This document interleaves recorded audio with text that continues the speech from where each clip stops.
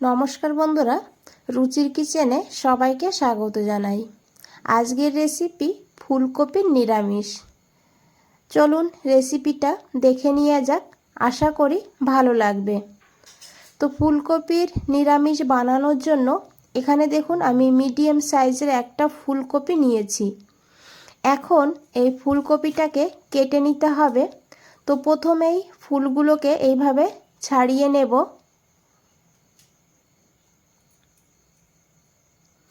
এই রেসিপিটা একটু অন্যরকমভাবে বানিয়েছি, আর খেতেও কিন্তু দুর্দান্ত হয়। খুবই টেস্টি একটা রেসিপি, একবার হলেও এইভাবে বানিয়ে দেখবেন।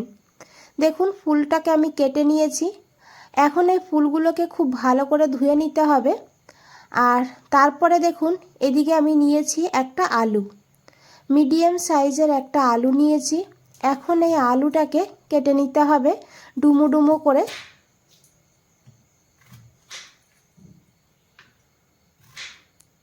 তো দেখুন বন্ধুরা, আলুটাকে কিভাবে কেটেছি। এইভাবে আলুটাকে কেটে নেবেন। তারপরে আলুটাকেও খুব ভালো করে ধুয়ে নিতে হবে। এইদিকে একটা কড়াইতে দিয়েছি জল, জলটা গরম হতে শুরু করে দিয়েছে। এখন এখানে দিয়ে দিতে হবে অল্প করে একটু লবণ, আর তার সঙ্গে দিয়েছি এখানে কেটে রাখা ফুলকপিগুলো। ফুলকপিটাকে এইভাবে হালকা গরম জলে একটু ভাপিয়ে নিলে ফুলকপির মধ্যে যদি পোকা থাকে সেটা বেরিয়ে যায়।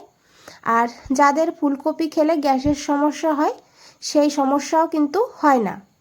তো দেখুন যখন এইভাবে জলটা ফুটে উঠবে তখন গ্যাসের ফ্লেমটা অফ করে দিতে হবে। ফুলকপিটাকে কিন্তু সিদ্ধ করব না, এইভাবে একটু গরম জলে একবার ফুটে উঠলেই গ্যাসটা বন্ধ করে দিতে হবে। তারপরে এইভাবে ডাঁটাগুলো একটু জলের ভেতরে দিয়ে এইভাবে ঢাকা দিয়ে 5 মিনিট রেখে দিতে হবে। 5 মিনিট পর ঢাকনাটা খুলে নিয়েছি। তো দেখুন অনেকটা ফুলকপিটা একটু নরম হয়েছে।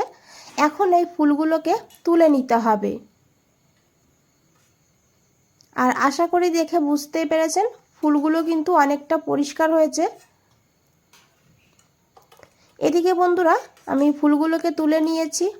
আর এদিকে দেখুন একটা বাটি নিয়েছি, বাটির মধ্যে একটা মশলা বানাবো।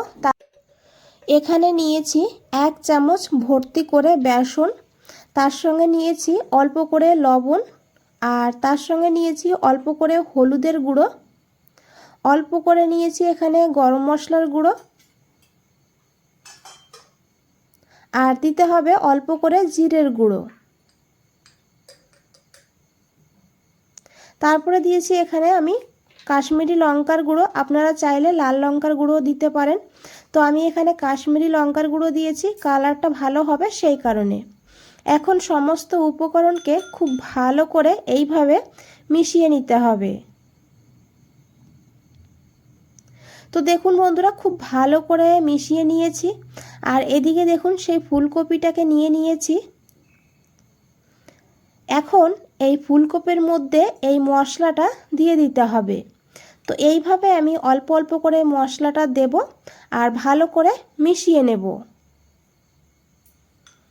একবারে সব ঢেলে দেবেন না, তাহলে কিন্তু মশলাটা ভালোভাবে ফুলকপির সঙ্গে মিশবে না।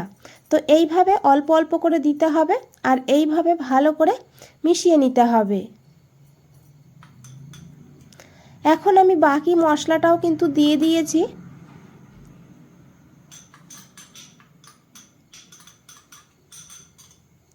এখন ভালো করে এইভাবে মিশিয়ে নিতে হবে। আর দেখুন সমস্ত ফুলকপির গায়ে মশলাটা ভালোভাবে লেগে গিয়েছে। এখন এইভাবে ফুলকপিটাকে রেখে দিতে হবে 5 মিনিটের জন্য। এদিকে দেখুন একটা কড়াই বসিয়ে দিয়েছি, কড়াইতে নিয়েছি অল্প করে একটু চীনা বাদাম। এখন এই বাদামটাকে হালকা করে ভেজে নেব। এই রেসিপিটা কিন্তু খেতে দুর্দান্ত হয়, একবার হলেও এইভাবে বানিয়ে দেখবেন। আর এতটা টেস্টি হয় ফুলকপিগুলো খেতে, বলে বোঝানো যাবে না। তো দেখুন বাদামটা এখানে ভাজা হয়ে গিয়েছে। এখন এখানে 1/2 চামচ সাদা তেল যোগ করেছি। আমি রান্নাটা সাদা তেলে করেছি, তবে আপনারা চাইলে সর্ষের তেলেও করতে পারবেন। তো দেখুন বাদামটাকে ভালো করে ভেজে নিয়েছি তেল দেওয়ার পর। এখন এখানে দিতে হবে দুটো শুকনো লঙ্কা, তবে ঝাল আপনারা আপনাদের প্রয়োজন মতন নিয়ে নেবেন। আর এখানে আপনারা শুকনো লঙ্কার পরিবর্তে কাঁচা লঙ্কাও নিতে পারবেন। আর তার সঙ্গে নিয়েছি 1/2 ইঞ্চি আদা, 1/2 চামচ গোটা ধনিয়া, 1/2 চামচ গোটা জিরা। এখন লো ফ্লেমে ভালো করে এই মশলাটাকে ভেজে নেব। তো প্রায় এখানে আমি 1 থেকে 1.5 মিনিট মশলাটাকে ভেজে নিয়েছি। আর মশলার থেকে সুন্দর একটা গন্ধ বেরিয়েছে। আর মশলাটা কিন্তু ভাজা হয়ে গিয়েছে, দেখে বুঝতেই পেরেছেন। এখন এই মশলাটাকে নামিয়ে নিতে হবে, তারপরে ঠান্ডা করে নিতে হবে। এদিকে আমি আলাদা একটা কড়াই বসিয়ে দিয়েছি, আপনারা চাইলে ওই কড়াইতেও রান্না করতে পারবেন।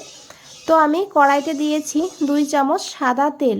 তেলটা খুব ভালো করে গরম করে নিয়েছি। আর তারপরে এই ফুলকপিগুলো দিয়ে দিয়েছি। আর এইভাবে ফুলকপিটাকে ভেজে দেখবেন, ফুলকপিতে কিন্তু একদমই তেল সোপ করবে না। সাধারণত ফুলকপি ভাজার সময় পুরোটা তেল কিন্তু ফুলকপিতে সোপ করে নেয়। তবে এই রেসিপি এইভাবে বানিয়ে দেখবেন, যতটা তেল দেবেন ঠিক ততটা তেলই কিন্তু থেকে যাবে ফুলকপি ভাজার পর। তো এখানে আমি এইভাবে ছড়িয়ে ফুলকপিগুলোকে দিয়ে দিয়েছি। এখন এইভাবে উল্টে পাল্টে ফুলকপিটাকে লাল লাল করে ভেজে নিতে হবে। দেখুন বন্ধুরা, ফুলকপিটা ভাজা হয়ে গিয়েছে। এখন আমি এই ফুলকপিগুলোকে তুলে নিয়েছি। আর দেখুন তেলটা কিন্তু রয়েই গিয়েছে। এখন এই তেলের মধ্যে দিয়েছি কেটে রাখা আলু, তার সঙ্গে দিয়েছি অল্প করে লবণ, অল্প করে হলুদের গুঁড়ো। এখন খুব ভালো করে আলুটাকেও লাল লাল করে ভেজে নিতে হবে। এখানে আলুটা ভাজা হতে হতে যে মশলাটা বানিয়ে রেখেছি সেই মশলাটাকে বেটে নেব। তো এখানে মশলাটা কিন্তু ঠান্ডা হয়ে গিয়েছে, ঠান্ডা হয়ে যাওয়ার পর তারপরে বেটে নেবেন। একটা মিক্সচার গ্রাইন্ডারে দিয়ে দিয়েছি, অল্প জল দিয়ে একদম মিহি করে মশলাটাকে দেখুন বেটে নিয়েছি। এইভাবে মশলাটাকে পেস্ট করে নিতে হবে।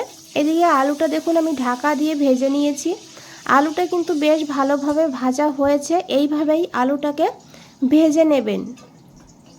এখন আলুটাকে তুলে নিয়েছি আর এই তেলেই রান্নাটা করব।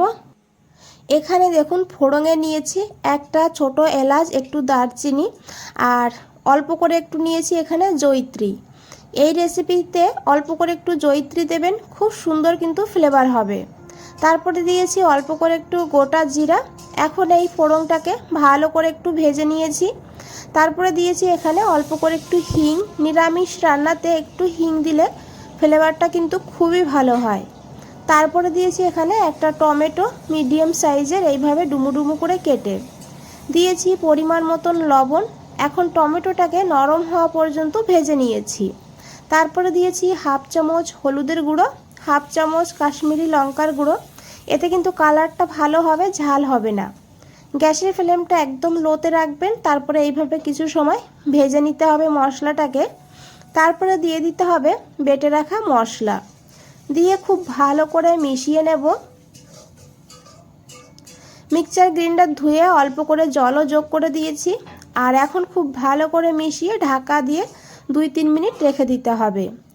2-3 মিনিট পর ঢাকনাটা খুলে নিয়েছি।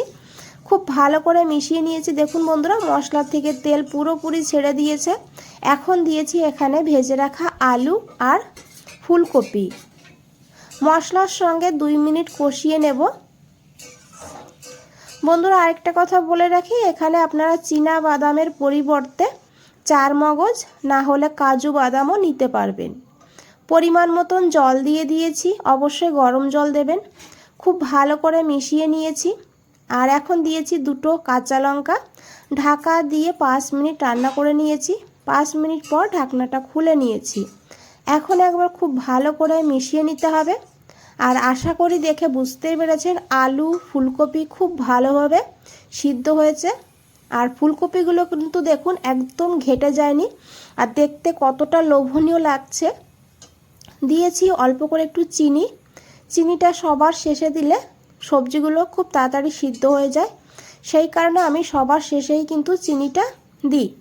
এখন খুব ভালো করে মিশিয়ে নিয়ে দিয়েছি বেশ খানিকটা ধনেপাতা, তারপরে খুব ভালো করে মিশিয়ে নিয়েছি। তারপরে ঢাকা দিয়ে 15 সেকেন্ড মতন রান্না করে নিয়েছি।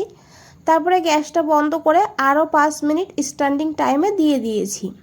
5 মিনিট পর ফিরে এসেছি। বন্ধুরা, আশা করি দেখে বুঝতেই পেরেছেন কতটা লোভনীয় লাগছে। এই রেসিপি আপনারা ভাত, রুটি, লুচি, পরোটা, পোলাও, ফ্রাইড রাইস সব কিছুর সঙ্গে খেতে পারবেন। খেতেও কিন্তু অসাধারণ। দেখুন ফুলকপিগুলো কত সুন্দর এখানে সিদ্ধ হয়েছে।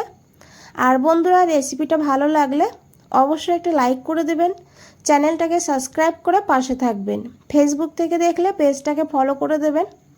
বন্ধুরা, আজ তাহলে এই পর্যন্তই। ফিরে আসছি নতুন কোনো রেসিপি নিয়ে। ভালো থাকবেন, সুস্থ থাকবেন। সবাইকে অনেক অনেক ধন্যবাদ এত সময় ধৈর্য ধরে রেসিপিটা দেখার জন্য।